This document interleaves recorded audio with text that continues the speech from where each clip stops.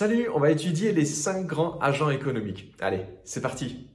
Alors déjà, pour commencer, un agent économique, c'est un centre de décision économique indépendant qui va exercer une fonction principale.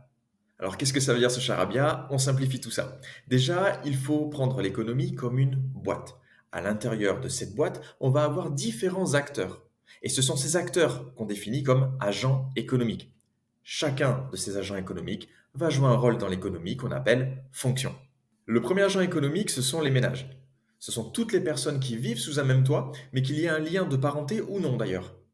Dans l'économie, les ménages consomment et épargnent. Mais la fonction principale, c'est la consommation.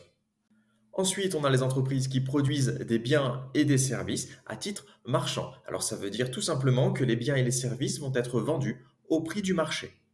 Après, nous avons les banques. La fonction économique de la banque, c'est donc le financement de l'économie. Alors, comment ça se passe? Eh bien, tout simplement, les banques vont prêter de l'argent via des emprunts aux entreprises et aux ménages pour qu'ils puissent investir et consommer. D'un autre côté, ce sont les banques également qui vont collecter l'épargne des entreprises et des ménages.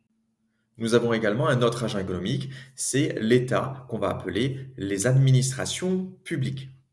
Leur rôle est de produire des biens et des services, mais cette fois-ci à titre non marchand. Alors ça veut dire que ça sera en fait du gratuit, voire du quasi gratuit.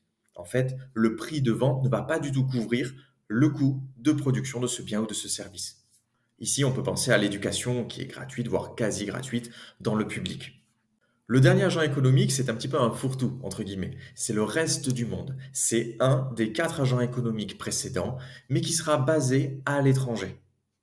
Du coup, la fonction principale du reste du monde va dépendre du type d'agent économique. Par exemple, si j'ai affaire à un ménage basé à l'étranger, on est bien dans le reste du monde, la fonction principale sera donc la consommation.